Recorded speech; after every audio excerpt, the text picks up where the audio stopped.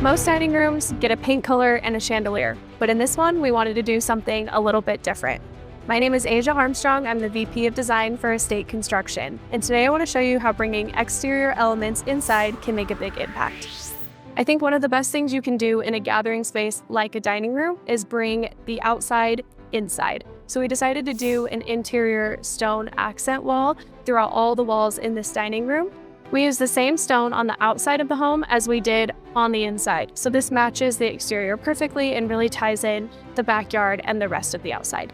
The reason we chose the dining room specifically to incorporate this stone wall is when you walk outside, the exterior of this pop-out is also stone. So visually, when you walk outside, it makes a lot of sense that both sides are stone.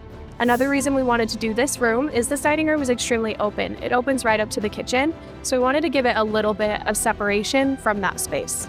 A few more details that I think make this space really special are our 3 pendant lights.